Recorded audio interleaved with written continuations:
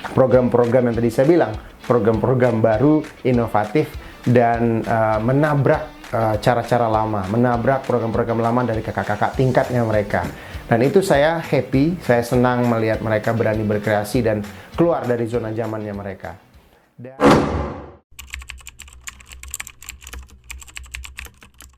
Assalamualaikum warahmatullahi wabarakatuh. Bertemu lagi bersama saya Rizky Fauzi di Sang Pendidik. Hari ini kita akan kembali melanjutkan cerita mengenai buku yang saya tulis, yakni cerita membangun komunikasi di organisasi kemahasiswaan.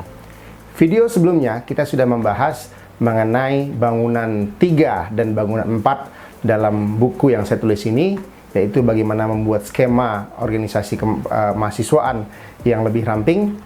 Yang berikutnya kita akan membahas bangunan 5 dan bangunan 6. Apa itu isinya? Bangunan 5 kita akan membahas mengenai kalender event organisasi kemahasiswaan tahun 2019-2020, dan bab 6 itu atau bangunan 6 itu kita akan membahas mengenai berjuang di tengah pandemi COVID-19 tahun 2020. Baik, kita akan coba membahas atau saya akan bercerita sedikit di awal mengenai bab 5, jadi bagaimana membuat kalender event organisasi kemahasiswaan. Setelah door to door kita ke organisasi kemahasiswaan itu rampung, sampailah kita kepada membuat yang namanya kalender event untuk kegiatan tahunan organisasi kemahasiswaan. Dalam kalender event tersebut disepakati bahwa program yang diajukan oleh mahasiswa itu atau organisasi mahasiswa atau pengurus organisasi mahasiswa itu adalah di awal, dan itu diajukan secara serentak melalui BEM dan disetujui oleh DLM, dan akhirnya sampailah ke pembina kemahasiswaan pada saat itu. Dan program-program pada tahun 2019-2020 itu terdiri dari 22 program. Baik program yang dibuat oleh BEM, program yang dibuat oleh Hima-Hima, dan juga program yang dibuat oleh UKM atau Unit Kegiatan Mahasiswa. Dalam 22 program itu, banyak program-program yang menurut saya adalah program-program yang inovatif dan program-program yang memang pada saat itu belum pernah mereka laksanakan, bahkan mereka pikirkan pada saat itu. Kenapa? Dari video yang sebelumnya saya pernah bahas bahwa teman-teman organisasi mahasiswa di kampus yang tersebut, mereka kebiasaan membuat program-program yang dahulu sudah pernah mereka buat. Jadi program-program yang diulang setiap tahunnya. Jadi tidak ada tuh mereka berpikir untuk membuat program-program yang baru, program-program yang berbeda dari kakak-kakak tingkatnya mereka. Nah, pada tahun 2019 itu kalender event organisasi mahasiswa disusun, yang tadi saya bilang bahwa ada 22 program baik dari BEM, Hima, dan UKM masing-masing mempunyai atau mengusulkan 2 program. Dan 2 program itu mereka harus usulkan dengan batas waktu yang sudah ditentukan. Dari batas waktu tersebut nanti akan dieskalasikan ke DLM dan nantinya akan disetujui oleh pembina kemahasiswaan, lalu akan diarahkan ke bagian keuangan untuk di ACC dalam hal penganggaran atau masalah keuangan. Dalam artian apa yang kita lakukan dalam organisasi mahasiswa tersebut dalam kegiatan kemahasiswaan harusnya diketahui dan di ACC oleh bidang keuangan. Nah, berikutnya dari program tersebut disusunlah program-program yang tadi saya bilang bahwa program-programnya program-program yang inovatif, program-program yang belum pernah mereka lakukan. Di antaranya ada program yang namanya itu Octopus pada saat itu, ada juga program yang namanya Kamaniyama pada saat itu, ada juga yang namanya program Panik, yang disebut Panik pada saat itu yang adakan oleh anak-anak Hima Iklan pada saat itu, dan berbagai macam program-program yang luar biasa menurut saya pada 2019 itu membuat anak-anak itu semangat berkreasi membangun organisasi mahasiswa mereka masing-masing. Nah, berikutnya dalam tahapan tersebut mereka harus mengajukan yang namanya TOR, term of reference-nya mereka. Artinya mereka membuat usulan program kerja dalam bentuk proposal-proposal singkat tersebut. Dan mulai dari apa tujuan programnya, apa itu nama tema programnya, anggaran biaya, dan lain-lain. Nah, di situ teman-teman itu akan berembuk atau berkoordinasi dengan teman-teman BEM, lalu mereka akan presentasi di situ, lalu mereka akan memberitahukan kepada BEM bahwa berapa sih anggaran yang mereka butuhkan yang memang sudah kita batasi. Kenapa dibatasi? Karena banyaknya program tadi, 22 program yang harus jalan dalam 1 tahun kalender event kegiatan organisasi mahasiswa. Nah, berikutnya dari tahapan tersebut sampailah akhirnya BEM itu menerima program-program kerja tersebut. Lalu BEM mengeskalasikan ke atas, yakni ke kita di pembina kemahasiswaan. Lalu kita akan mengecek mulai dari kesesuaian anggaran. Kalaupun ada anggaran berbeda sama pengajuan, ya itu pasti ya. Misalkan nih kampus menyediakan sekitar 5 juta per organisasi, misal seperti itu. Nah, mereka biasanya mengajukan 2 kali lipat di atas itu, entah itu 8 juta, entah itu 10 juta atau lain. Tapi konsekuensinya mereka harus berani mencari dana atau mencari sponsor di luar untuk mensupport kegiatan mereka tersebut. Dan akhirnya itu berjalan dan kita akhirnya kita keluarkanlah program kerja teman-teman itu sebanyak 22 program itu, baik kita sebarkan di media Instagram kampus, media Instagram kemahasiswaan, media Instagram mereka masing-masing, organisasi mahasiswa, dan juga kita buatkan yang namanya spanduk besar di kampus, sehingga siapapun mahasiswa yang lagi berkuliah, lagi ada kegiatan di kampus tuh mereka tahu kapan programnya, apa programnya, siapa mengadakan programnya, dan kira-kira mereka bisa berpartisipasi atau tidak dalam program tersebut. Nah, itulah kalender event yang kita buat. Dan akhirnya itu kan disetujui ya oleh bidang keuangan.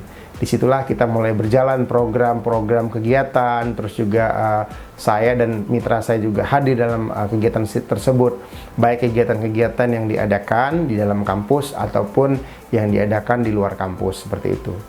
Dan ada juga program-program yang bentuknya itu adalah program-program yang tadi saya bilang, program-program baru, inovatif, dan menabrak cara-cara lama, menabrak program-program lama dari kakak-kakak tingkatnya mereka. Dan itu saya happy, saya senang melihat mereka berani berkreasi dan keluar dari zona zamannya mereka. Dan pada saat sudah berjalan sekitar lebih dari setengah program pada saat itu, tibalah pada saat awal 2020, dunia diguncang yang namanya COVID-19, tepatnya pada Februari atau awal Maret pada saat itu kalau nggak salah. Dan itu menyisakan sekitar 2 atau 3 program kerja teman-teman organisasi mahasiswa yang saya tulis juga di dalam buku ini ceritanya, bahwa di situ kita kebingungan yang biasanya itu kita adakan secara offline, secara full. Nah, ini tidak boleh mengadakan offline, dan yang paling parahnya lagi semua kegiatan itu full online. Dan kegiatan kampus itu otomatis lumpuh pada saat itu. Ya mungkin semua kampus di Indonesia pada saat itu, khususnya di daerah Jabodetabek, kita sudah dilarang untuk beraktivitas. Nah, tidak sampai di situ, kita tidak kehabisan ide pada saat tidak diperbolehkannya kegiatan-kegiatan.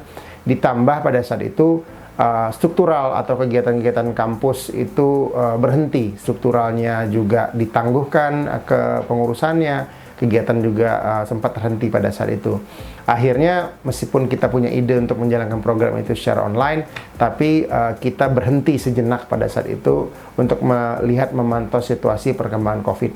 Apalagi pada saat awal-awal COVID itu mulai banyak terjangkitlah virus-virus COVID-19 itu, baik dari kalangan mahasiswa yang terkena, dosen, terus orang tua dan lain-lain. Nah, kita lebih banyak pada saat itu fokus bagaimana menjaga diri kita jangan sampai terkena virus atau terkena COVID-19 tersebut.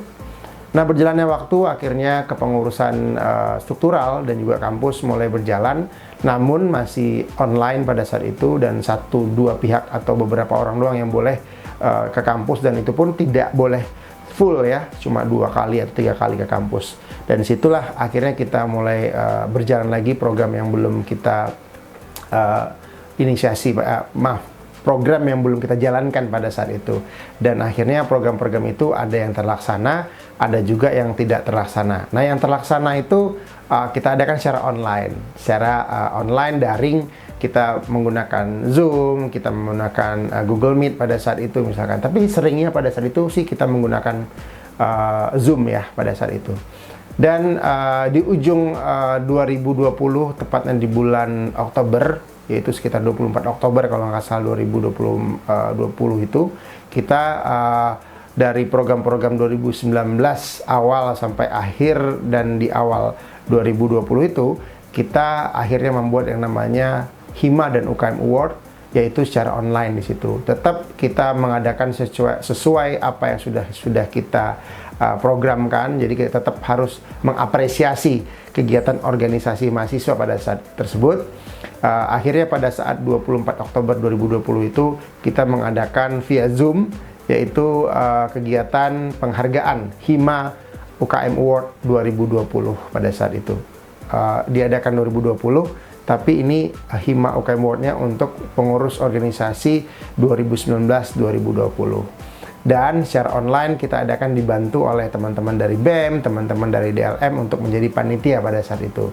Dan sebelumnya kita mengadakan rapat dengan BEM dan juga DLM untuk memutuskan siapa kira-kira organisasi mahasiswa, baik itu BEM, baik itu UKM ataupun Hima, yang akan kita berikan penghargaan atas kerja kerasnya mereka dalam membuat program yang kolaboratif, yang inspiratif, yang kreatif, dan juga terjadi yang namanya hal-hal yang baru, ada kebaruan di situ gitu loh. Dan akhirnya kita putuskan ada UKM radio waktu itu yang kita berikan penghargaan Award 2019-2020 atas nama UKM, dan juga Hima Iklan kalau nggak salah waktu itu yang juga kita berikan award sebagai Hima terbaik karena membuat program yang luar biasa berbeda daripada program-program organisasi yang ada pada saat itu. Nah, itulah cerita dari bab 5 dan bab 6 pada buku Cerita Membangun Komunikasi di Organisasi Kemahasiswaan, baik pada saat kita membuat kalender event kegiatan mahasiswa, bagaimana kita menyusun program-program itu yang diatur atau dikoordinasikan oleh BEM, dieskalasikan ke kemahasiswaan, sampai ke keuangan, dan akhirnya berjalan hampir sekitar 80-90% program kegiatan itu berjalan, sampai bagaimana kita membuat sebuah strategi untuk menjalankan program pada saat pandemi pada saat itu. Nah, sekian cerita saya dalam bab 5 dan bab 6 pada hari ini. Semoga ini bisa bermanfaat buat teman-teman dalam mengolah organisasi mahasiswa, pengolah kemahasiswaan, dan dalam mencari inspirasi baru dalam meningkatkan, membangun kemahasiswaan di dalam sebuah institusi pendidikan atau di dalam kampus. Terima kasih sekali lagi. Wabillahi taufik wal hidayah. Wassalamualaikum warahmatullahi wabarakatuh.